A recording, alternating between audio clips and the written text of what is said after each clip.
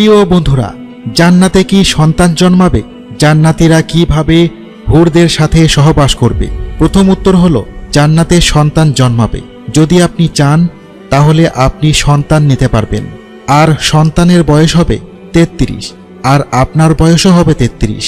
এখানে একটা প্রশ্ন থেকেই যায়, জান্নাতে যদি বীর্য নির্গত না হয় তাহলে সন্তান হবে কিভাবে? এর উত্তর শুনে আপনিও অবাক হয়ে যাবেন। তার আগে কিছু বিস্ময়কর ঘটনা ঘটবে জান্নাতের বাজারে।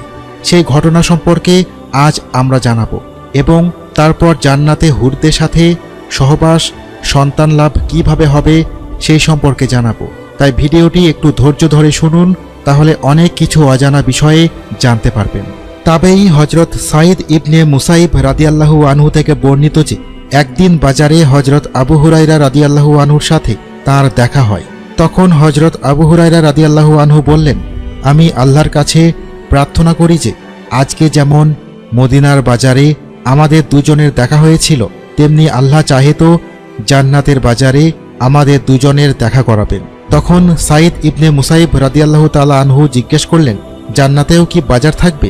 তখন আবু হুরায়রা রাদিয়াল্লাহু আনহু বললেন, হ্যাঁ, আল্লাহর রাসূল সাল্লাল্লাহু আলাইহি ওয়াসাল্লাম আমাকে বলেছেন যে যখন জান্নাতি লোকেরা জান্নাতে প্রবেশ করবে তারা তাদের আমল ও শ্রেষ্ঠত্ব অনুযায়ী জান্নাতে বসবাস করবে। যার আমল যত উন্নত হবে জান্নাতে তার মর্যাদা তত উচ্চতর হবে ও তত উন্নত বাসস্থান ও গন্তব্যে বসবাস করবেন। তারপর শুক্রবারের দিনগুলোতে তারা সকলেই সেই দিন তাদের রবের সামনে যাবে, যেদিন আল্লাহ তাআলা তাদের সামনে নিজের আরশ প্রকাশ করবেন। জান্নাতবাসীদের দেখা দেওয়ার জন্য জান্নাতের এক বাগানে তিনি উপস্থিত হবেন। এই বাগানে অনেকগুলো মিম্বার থাকবে। নূরের মিম্বার, হীরা জহরতের মিম্বার, সোনা ও রূপার মিম্বার থাকবে। অর্থাৎ জান্নাতীদের মধ্যে যার যতটুকু মর্যাদা থাকবে সেই অনুযায়ী ওই সকল মিম্বারে তারা আরোহণ করবেন। তাদের মধ্যে যে কম মর্যাদার সে কস্তুরী কর্পূরের মিম্বারের উপর বসবে, কিন্তু তারা এটা বুঝতে পারবে না যে মেম্বারে বসা লোকেরা তাদের চেয়ে উচ্চ মর্যাদার।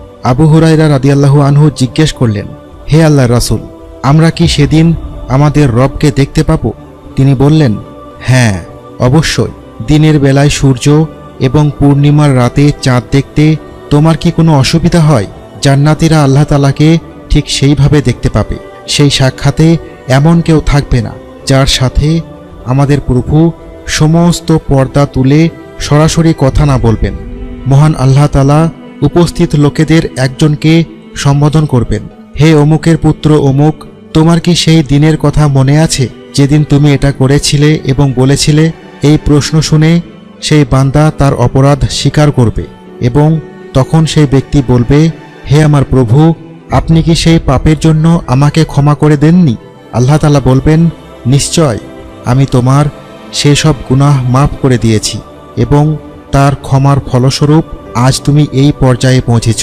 এরপরে হঠাৎ একখণ্ড মেঘ এসে তাদেরকে ঢেকে দেবে এবং এমন সুগন্ধে ভরিয়ে দেবে যা আগে কখনো পাওয়া যায়নি। তখন আমাদের রব বলবেন যে এই দিকে, এই জিনিসের দিকে আসো যা আমি তোমার মহত্বের জন্য যা প্রস্তুত করেছি, সেদিকে আসো এবং তোমার পছন্দ এবং ইচ্ছা অনুসারে যা চাও তা গ্রহণ করো। হজরত মুহাম্মদ সাল্লাল্লাহু আলাইহি ওয়াসাল্লাম বলেন, জান্নাতের লোকেরা সেই বাজারে পৌঁছাবে যেখানে ফেরেশতারা ঘিরে রাখবে। এই বাজারে এমন কিছু থাকবে যা কোনো চোখ দেখেনি, কোনো কান শোনেনি এবং কোনো হৃদয় কল্পনাও করেনি। যদিও এই বাজারে ক্রয় বিক্রয়ের মতো কোনো ব্যবসা থাকবে না এবং সমস্ত জান্নাতীরা একে অপরের সাথে মিলিত হবে। সেই বাজারে আমাদের যা যা ইচ্ছা তা আমাদেরকে দেওয়া হবে। আবু হুরায়রা রাদিয়াল্লাহু আনহু আরও বর্ণনা করেন যে রাসূলুল্লাহ সাল্লাল্লাহু আলাইহি ওয়াসাল্লাম বলেছেন, জান্নাতের বাজারে উচ্চ মর্যাদা সম্পন্ন ব্যক্তিরা অপেক্ষাকৃত নিম্নমানের ব্যক্তির সাথে সাক্ষাৎ করবে, কিন্তু জান্নাতীরা বুঝতে পারবে না যে কে বেশি মর্যাদা সম্পন্ন আর কে কম। কেউ কাউকে তুচ্ছ ও অপমানিত বলে মনে করবে না। এটা এই জন্য হবে যে জান্নাতীদের মধ্যে কারো অন্তরে অহংকার থাকবে না। তখন নবী করিম সাল্লাল্লাহু আলাইহি ওয়াসাল্লাম বললেন, এরপর আমরা সবাই দ্রুত আমাদের প্রাসাদ ও বাড়িতে ফিরে যাব এবং সেখানে আমাদের স্ত্রীরা আমাদের সাথে দেখা করবেন। মারহাবা এবং খোশামদেদ বলে আমাদেরকে স্বাগত জানাবেন। প্রত্যেক স্ত্রী তার স্বামীকে বলবে, আপনি আমাদের ছেড়ে যাওয়ার সময় যে সৌন্দর্য ছিল, এই সময় আপনার সৌন্দর্য তার চেয়েও বেড়ে গেছে। তখন আমরা আমাদের স্ত্রীদেরকে বলবো, আজকে আমরা আমাদের রবের সাথে সাক্ষাৎ করার সৌভাগ্য অর্জন করেছি। ইসলামী কিতাবসমূহে উল্লেখ আছে যে একজন নেককার মহিলা যদি সে বিবাহিত হয়, তবে জান্নাতে সে তার নিজের স্বামীর সাথেই থাকবে এবং তার স্বামীর সাথে থাকা হুরদের নেতা হবেন, এবং আল্লাহ এই মহিলাকে তাদের সকলের মধ্যে সবচেয়ে সুন্দর করে দিবেন। তারা একে অপরকে প্রচণ্ড ভালোবাসবে। আল্লাহ তাআলা তার মুমিন বান্দাদের জন্য জান্নাতে অগণিত পুরস্কার রেখেছেন, যার মধ্যে প্রদত্ত সকল নিয়ামতের মধ্যে একটি করে নিয়ামত হিসেবে হুরদের দেওয়া হয়েছে। হুরদের সাথে সহবাস জান্নাতীদের জন্য অন্যতম একটি বড় নিয়ামত হবে, যা বেহেশতবাসীর যৌন তৃপ্তির মাধ্যমে হবে। কিন্তু বেহেশতবাসীদের দুনিয়াবি কামনা থাকবে না, জান্নাতে কোনো পাপ হবে না, নেতিবাচক চিন্তা থাকবে না, বরং নেক চিন্তা তাদের উপর আধিপত্য বিস্তার করবে। তাদের বিশুদ্ধ অনুভূতি এবং আকাঙ্ক্ষায় পরিণত হবে। জান্নাতীরা যা ইচ্ছা করবে সেখানে তারা তাই পাবে। যদি তারা জান্নাতে সন্তান কামনা করে তাহলে সন্তানও লাভ করবে, কিন্তু তারা এই পৃথিবীর সন্তানদের মতো হবে না। এক হাদিসে রাসূল সাল্লাল্লাহু আলাইহি ওয়াসাল্লাম বলেন, যদি কেউ জান্নাতে সন্তানের ইচ্ছা পোষণ করে তাহলে তার ইচ্ছা পূরণ করা হবে।